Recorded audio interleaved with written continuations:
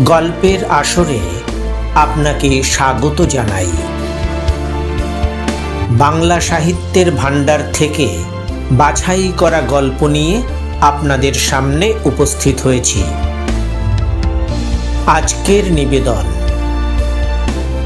শচীন্দ্রলাল রায়ের খেয়ালি।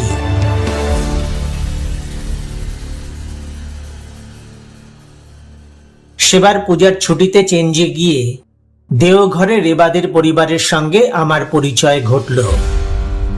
রেবার পিতা বৃদ্ধ বয়সে বিপত্নিক হয়ে একমাত্র কন্যাকে সঙ্গে নিয়ে দেশে দেশে ঘুরে বেড়াচ্ছিলেন। রেবাদের অবস্থা বেশ ভালোই, কিন্তু অবস্থা ভালো হলে কি হবে?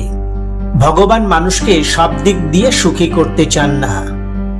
তাই এই ক্ষুদ্র পরিবারটির সব থাকতেও কি যেন নেই। রেবার পিতা অতি অমায়িক ও উদার প্রকৃতির লোক। রেবার সঙ্গে আমার অবাধে মেলামেশা, গল্প গুজব, গান বাজনা প্রভৃতি তিনি অপছন্দ করতেন না। বরং রেবা যাতে খুশি থাকে সর্বদাই সে চেষ্টা করতেন। কলকাতায় ফিরে এসেও রেবাদের বাড়ি প্রত্যহ বিকেলে একবার করে আমাকে যেতেই হতো, খানিকটা রেবার পিতার অনুরোধে, আর বাকিটা রেবার সাহচর্যের লোভ সামলাতে না পেরে। কিন্তু মেয়েদের স্বাভাবিক একটা বিশ্বাস থাকে যে পুরুষ সঙ্গীদের সঙ্গে তারা যা কিছু ভালো ব্যবহার করে সেটা যেন তাদের একটা মস্ত বড় অনুকম্পার নিদর্শন। পুরুষ সঙ্গী যেন তাদের সামান্য অনুকম্পার নিঃস্ব ভিখারি। ইদানিং রেবার দু একদিনের ব্যবহারে যখন এই অতি সাধারণ মেয়ের ব্যবহারের পরশ পেলাম, তখন নিজের আত্মমর্যাদায় একটা আঘাত লাগলো। মনে হতে লাগলো রেবাদের বাড়ি যাওয়া ও তার সঙ্গে চা খেয়ে বেড়াতে যাওয়া যেন আমার উপর রেবার একটা দাবির আদেশ, আর আমি যেন শত অসুবিধা সত্ত্বেও প্রত্যহ নিজেকে নিয়ে গিয়ে তার কাছে উপস্থিত করতে বাধ্য। রেবাকে ভালো লাগতো, কিন্তু তাই বলে তার খেয়ালের পুতুল হওয়া ছিল আমার আপত্তি। অথচ কি জানি কেন রেবার সাহচর্য আমাকে জীবনে একটা নতুন পথ সন্ধানের ইশারা করত। কখনো হতো ভয়, কখনো পেতাম তৃপ্তি। রেবার কাছে বশ্যতা স্বীকার করার কথায় মনের মধ্যে খচখচ করে বাঁধত, কিন্তু অনেক যুক্তিতর্কের উদার আলো সত্ত্বেও আমার মনের এই খচখচানি দূর করতে পারতাম না। দিনগুলো হু হু শব্দে কেটে যাচ্ছিল। রেবা যেন আমাকে অনুকম্পা ভরে আরো কাছে টেনে নিচ্ছিল। না পারতাম গ্রহণ করতে, না পারতাম প্রত্যাখ্যান করতে। ঠিক এরূপ অবস্থায় ভগবানের আশীর্বাদের মতো সুনীতির দেখা পেলাম বহুদিন পরে। সুনীতিকে পেয়ে যেন আমার সঙ্গীহারা প্রাণটা একেবারে নেচে উঠল। যেন অকুল সমুদ্রে ভাসতে ভাসতে তীরের পরশ পাওয়া গেল। সুনীতিকে তখন নতুন করে নতুন রূপে আমার কি ভালোই লেগেছিল। রেবাকে ভালোবাসতাম প্রচুর, কিন্তু তা বলে সুনীতিও আমার কম প্রিয় ছিল না। সুনীতির সাহচর্যের ভিতর দিয়ে রেবার আত্মম্ভরিতাকে কষাঘাত করবার কল্পনা মুহূর্ত মধ্যে আমার মনের মধ্যে প্রকট হয়ে উঠল। তারপর দুদিন আর রেবাদের বাড়ি যাইনি। হ্যাঁ, ইচ্ছে করেই, নিজের মনের সঙ্গে দ্বন্দ্ব করেই রেবার সঙ্গে দেখা করিনি। কারণ আমার মনে হতো ব্যথা দিয়েই রেবার মনকে ভেঙে গড়তে হবে। ব্যথার বিষে যতদিন সে জর্জরিত না হয়ে নিজের ভুল বুঝতে পারে ততদিন সাহচর্যে কোনোই মাধুর্য নেই। আছে একটা বিরাট আত্মজ্বালা, একটা নৈরাশ্যের হাহাকার। প্রাণের পুঞ্জীভূত আশা নৈরাশ্যের, শোক দুঃখের, হাসি কান্নার সবার উপরে রেবার সকল কথাই সুনীতির কাছে নিঃস্ব হয়ে উজাড় করে প্রাণটাকে হালকা করে ফেললাম। তৃতীয় দিন যখন রেবাদের বাড়ি গেলাম এবং রেবা পূর্বের মতো দাবির সুরে যখন আমাকে জিজ্ঞাসা করলে এ দুদিন আসা হয়নি কেন, আমি তখন নির্ভয়ে অতি সহজ ভাবেই তাকে জানিয়ে দিলাম যে এখন হতে আর আমার প্রত্যহ এখানে আসা চলবে না। আমি সুনীতি বলে আর একজনের সাহচর্য পেয়েছি, সেটার আকর্ষণ এখানে আসার অপেক্ষা কিছুমাত্র কম নয়। বলা বাহুল্য, এ কথা শুনে রেবার মুখ বিস্ময় ও বিরক্তিতে রক্তবর্ণ হয়ে উঠল। সে খানিক চুপ করে থেকে যেন নিজেকে সামলে নিয়ে আবার কঠিন সুরে জিজ্ঞাসা করলে, এই সুনীতিটিকে? কোথায় ছিলেন এতদিন? সুনীতি যে আমার কে রেবা, তা আজও আমি নিজেই বুঝতে পারলাম না। সুনীতি আমার একধারে স্বর্গের নন্দনকানন। সুনীতির রেশমের মতো নরম কোকড়া চুল, তার ভ্রুভঙ্গি, তার গোলাপ ফুলের পাপড়ির মতো দুটি ঠোঁটের মিষ্ট হাসি, তার কোকিলের মতো সুকণ্ঠ, তার প্রতি অঙ্গভঙ্গি, এক কথায় সুনীতির যা কিছু আমায় পাগল করে রেখেছে রেবা। তাকে বহুদিন পরে না চাইতে আবার ফিরে পেয়েছি। সে নিজেই এসে আবার যখন আমাকে স্বেচ্ছায় ধরা দিয়েছে, তখন কি আর তাকে দূরে রাখা যায়? তার সঙ্গে বাল্যকাল হতে আমার প্রগাঢ় সখ্যতা। তার বাবা মা, আত্মীয় স্বজন সকলেই এ কথা জানতেন। মধ্যে কোন রকম কারণবশত আমাদের কিছুদিন ছাড়াছাড়ি হয়, কিন্তু ভগবানের কৃপায় তাকে আবার কাছে পেয়েছি। সে যে কি রত্ন রেবা, তা না দেখলে, তার সঙ্গে না মিশলে বোঝানো শক্ত। স্ত্রী পুরুষ কেউই তাকে ভালো না বেসে থাকতে পারে না, কারণ তা থাকা অসম্ভব। তাই তো তাকে আমি প্রাণ দিয়ে ভালোবাসি। তাকে একদিন দেখবে রেবা?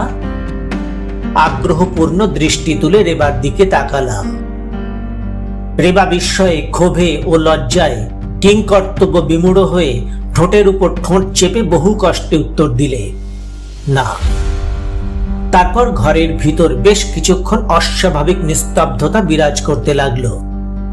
আমার অসহ্য হয়ে ওঠায় আমি রেবাকে কিছু না বলেই সেদিনকার মতো চলে এলাম। রেবাও কোনো আপত্তি বা অনুযোগ জানালে না। কয়েকদিন এমনি ভাবে কেটে যাওয়ার পর একদিন সন্ধ্যার সময় বেশ ভূষা করে সুনীতির ওখানে যাবার জন্য প্রস্তুত হচ্ছি। এমন সময় হঠাৎ রেবা এসে আমার ঘরে ঢুকলো। বিনা মেঘে বজ্রাঘাত হলেও এতটা আশ্চর্য আমি হতাম না। প্রথমটা ঠিক বুঝে উঠতে পারলাম না কি অভিপ্রায় এই ধনীকন্যা গর্বিতা রেবা আজ 2 বৎসর পরে আমার কুটিরে পদার্পণ করলে। আমি নির্বাক আতঙ্কে শুধু তার মুখের দিকে তাকিয়ে রইলাম। যাকে অন্তর দিয়ে ভালোবাসা যায়, তারও অপ্রত্যাশিত উপস্থিতিতে সময়ে সময়ে মানুষ অভিভূত হয়ে পড়ে। রেবা নিজেই একটা চেয়ার টেনে নিয়ে বসে আমায় বলতে শুরু করলে, আজ সন্ধ্যায় তোমার আর কোথাও যাওয়া হবে না। তোমার সঙ্গে আমার গোটা কয়েক কথা আছে। জানি আমার এই অনধিকার অনুরোধে তোমার হয়তো ব্যথা পেতে হবে, কিন্তু ব্যথা তুমিও আমাকে কম দাওনি অতীন্দা। শোনো, সত্যি আমি তোমাকে আগে এত ভালোবাসতাম না। জানতাম তুমি আমাকে একদিন ভালোবাসবে, ও আমার প্রাণ যদি সে ভালোবাসায় সাড়া দেয়, হয়তো আমিও তোমাকে ভালোবাসবো। কিন্তু মেয়েরা সহজে যা পায় তার জন্য মোটেই ব্যগ্র হয় না। ব্যগ্র হয় তারই জন্য যাকে সহজে পাওয়া যায় না। তুমি ছিলে আমার কাছে সহজ প্রাপ্য, তাই তোমার দর্শন স্পর্শনের জন্য আমি ছিলাম উদাসীন। কিন্তু আজ যেন তুমি দূরে চলে যাচ্ছ, দূরে, বহু দূরে। তাই আজ নারীর লজ্জা শরম জলাঞ্জলি দিয়ে আমার এই আশঙ্কা ভরা মন প্রাণ নিয়ে ছুটে এসেছি তোমার দুয়ারে। বলো অতীন্দা, তুমি আমাকে ভালোবাসো কিনা? আমি বললাম, হঠাৎ এই আশঙ্কার কারণ? আমি কি এমন কথা কোনোদিনও বলেছি যাতে করে মনে তোমার এই আশঙ্কার প্রশ্ন জেগে উঠতে পারে? রেবা ক্ষুব্ধ স্বরে বললে, তুমি কি ভাবো অতীন্দা, যে শুধু মুখ ফুটে বলাতেই সব আসে যায়? অনেক ক্ষেত্রে মুখ বন্ধ করে থেকে কিছু না বলায় যে ঢের বেশি আসে যায় অতীন্দা। আমি মেয়ে হয়ে জানি অনেক সময় আমাদের বুক ফেটে যায়, তবু মুখ খোলে না। আমি একটু মৃদু হেসে বললাম, তোমাদের মুখ বেশি না খোলাই ভালো, কারণ তোমাদের মুখ খুললে সর্বনাশ, অনেকের বুক ভেঙে যায়। রেবা এবার একটু দৃঢ় স্বরে বললে, ঠাট্টা নয় অতীন্দা, তোমার এই জবাবের উপর আমার অনেকটা নির্ভর করছে, জেনে রেখো। তোমরা পুরুষ, তোমাদের কিছুতেই যায় আসে না, তোমরা নানা ফুলের মধু খেয়ে বেড়াতে পারো, কিন্তু আমরা মেয়ে, আমাদের অনুরাগ, আমাদের প্রেম ভালোবাসা যতখানি মাধুর্য নিয়ে ফুটে ওঠে, ততখানি গভীরভাবে মনের মধ্যে প্রথমেই শিকড় গিরে বসে। সে শিকড় উপড়ে ফেলা মানে একটি কিশোরীর হৃদয়ে হৃৎপিণ্ড ছিঁড়ে ফেলা। কেন তুমি আমার মন নিয়ে এমন নিষ্ঠুর খেলা খেলছিলে? কেন তুমি একটি নিটোল রবারের মতো মনের বেলুনকে বহু ঊর্ধ্বে তুলে ফুটো করে দিয়ে তামাশা দেখছো?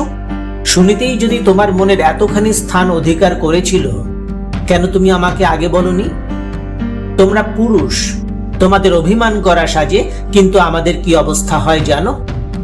তোমাদেরই হাতে গড়া সমাজের বুকে এতটুকু পদস্খলন হলে আর আমাদের আশ্রয় মেলে না। সুনীতির জন্যই তো আজ আমি তোমাকে এতটা ভালোবাসতে পেরেছি। তোমার জন্য হয়তো আমি তোমাকে এত শীঘ্র এমন ভাবে পাবার জন্য লালায়িত হতাম না। শুদ্ধ সুনীতি, ওই সর্বনাশী আমাকে পাগল করে তুলেছে। শুদ্ধ। উফ! রেবা আর বলতে পারলে না। সত্যই উচ্ছ্বসিত হয়ে কেঁদে উঠল। ব্যথা যে তার কোথায় বুঝতে আর আমার এতটুকুও বিলম্ব হলো না। তবু তার দাম্ভিকতায় জোরে কষাঘাত করার লোভ আমায় পেয়ে বসল। তাই আমি নিষ্ঠুরভাবে তখনও তাকে আঘাত করে বললাম, রিবা, সত্যি কথা বলতে কি, সুনীতিকে এখন আর আমি ছাড়তে পারবো না। আমার ভাগ্যাকাশে সে হচ্ছে চন্দ্র, আর তুমি হচ্ছ উজ্জ্বল নক্ষত্র। দুইটিই আমার প্রিয়। কেন? এক বৃন্তে দুটি ফুলই যদি ফুটে থাকে তাতে আপত্তি কি? আশা করি তুমি আমাকে ভুল বুঝবে না। অবশ্য দুটির একটিকেও একেবারে ছেড়ে আমার জীবনযাত্রা হবে অসহনীয়। কিন্তু কথায় কথায় রাত হয়ে যাচ্ছে। চলো, সুনীতির বাড়ি যাবার পথে তোমাকে পৌঁছে দিয়ে যাই। পরে আর একদিন সব অন্য কথা হবে রেবা, কেমন? রেবা একটুখানি কি যেন চিন্তা করে পরে অনুতপ্ত স্বরে বললে, ক্ষমা করো অতীন্দা, তোমাকে অনর্থক অনেক ব্যথা দিলাম, কিন্তু আর না। আজ সন্ধ্যায় হয়তো আমাদের ইহজীবনের শেষ দেখা, শেষ কথাবার্তা ও শেষ মিলন। এই কথা কটি বলেই রুমালে চোখ মুছে রেবা একেবারে তার মোটরে গিয়ে চড়ে বসল। আমিও আর ইচ্ছা করেই তাকে কোনো কথা না বলে বিদায় দিলাম। সে সন্ধ্যায় অন্তরটা আমার বিজয় গর্বে নেচে উঠল। প্রিয়জনকে ব্যথা দিয়ে আনন্দ? মন বললে, আনন্দ বহুরূপী। এ রহস্যের কি আর অন্ত আছে? জগতই রহস্যময়, আমরা তো কোন ছাড়। রেবা চলে যাওয়ার পরই সুনীতির কাছে গিয়ে হাসতে হাসতে আজকের সন্ধ্যার ব্যাপারটা তাকে সবই খুলে বললাম। সুনীতি তখন কোনো একটা গানের মজলিস হতে গান গেয়ে ফিরে স্নান করে চুল শুকোবার চেষ্টা করছিল। আদ্যপান্ত সকল কথা শুনে সুনীতি একটু হেসে পড়ে বলল, কাজটা ভালো করনি অতীন্দা। রেবার সম্বন্ধে যা শুনছি তাতে করে ওকে বিশ্বাস নেই। ও সব করতে পারে মনে হয়। ঈর্ষায় মানুষ পলকে পাগল হয়ে এমন কোনো কাজই নেই যে করতে পারে না। সাময়িক উত্তেজনার বহু কেস আমি সচক্ষেই দেখেছি। তুমি না হয় আজ এখন সেখানেই যাও অতীন্দা, তাকে বুঝিয়ে সকল কথাই খুলে বলো। তাতে আমি রাগ বা দুঃখ কিছুই করব না। আমি বললাম, না সুনীতি, সে ভয় তোমার নেই। সে আর যাই হোক না কেন একেবারে থার্ড ক্লাস অর্ডিনারি মেয়ে নয়। বাইরেটা তার যাই হোক, অন্তরটা তার অ্যাভাব অর্ডিনারি লেভেল। আর সত্যিও আমি তাকে একেবারে ছেড়ে যাচ্ছি না। তবে ঠিক এমনি সময় রেবার অনেক দিনকার পুরানো চাকর হাঁপাতে হাঁপাতে এসে খবর দিলে, দাদাবাবু, সর্বনাশ হয়েছে, শিগগির চলুন। দিদিমণি বেরিয়ে এসেই আফিং খেয়ে গোঙাচ্ছে, বাবুও বাড়ি নেই। জিজ্ঞাসা করলাম, কি হয়েছে দিদিমণির? দিদিমণি বললে, আমি মরবো বলে আফিং খেয়েছি, বড় যন্ত্রণা হচ্ছে। তুই শিগগির একবার অতীন্দাকে সুনীতির বাড়ি খবর দে। চলুন দাদামণি, শিগগির চলুন। বলা বাহুল্য, আমার সমস্ত অন্তরটা তখন ক্ষোভে, ভয়ে ও ঘৃণায় ভরে উঠল। ছিছি, কি করলাম? সুনীতি বললে, দেখেছ অতীন্দা, সব মেয়েই আমাদের দেশে অল্প বিস্তর একই লেভেলে বিচরণ করে।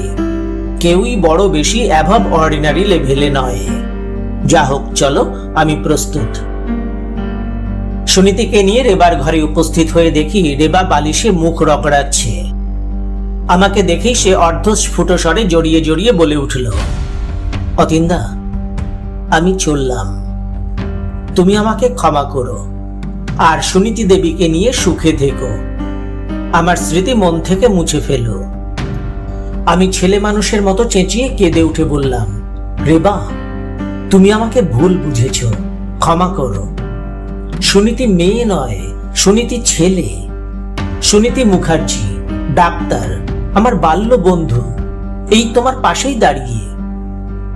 আমি তোমাকে প্রাণের চেয়েও যে ভালোবাসতাম রেবা। আমার গলা ধরে এলো, কথা বার হলো না। আমি রেবাকে আবেগ কম্পিত করে জড়িয়ে ধরলাম। ক্ষণিকের মধ্যে রেবার সেই ম্লান রোগক্লিষ্ট মুখের উপর হাসির রেখা ফুটে উঠল। সে তার ননির মতো কোমল হাত দুটি বাড়িয়ে আমার গলাটি জড়িয়ে ধরে ঠোঁটে বক্র হাসির রেখা ফুটিয়ে তুলে বললে, অতীন্দা, তুমিও আমাকে ভুল বুঝেছ। তোমাকে ছেড়ে যে আমি মরতেও পারিনি অতীন্দা।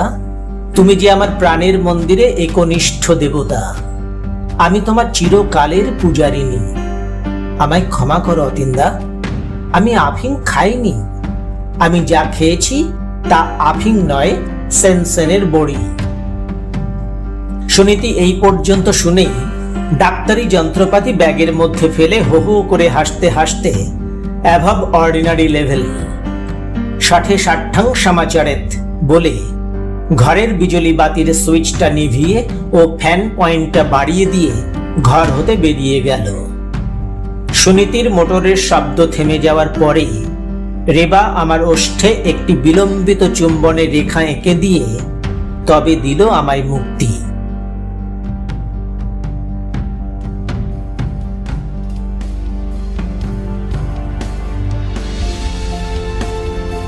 এই পাঠ আপনাদের ভালো লাগলে আমার এই প্রয়াস সার্থক হবে। সপ্তাহের প্রতি রবিবার ঠিক দুপুর 2টায় নতুন গল্প পাঠের ভিডিও নিয়ে আপনাদের সামনে উপস্থিত হব। আমার এই ইউটিউব চ্যানেলটিকে সাবস্ক্রাইব করার, মন্তব্য লেখার এবং নতুন ভিডিওর নোটিফিকেশন পেতে বেল আইকনটি প্রেস করার আন্তরিক অনুরোধ জানাই।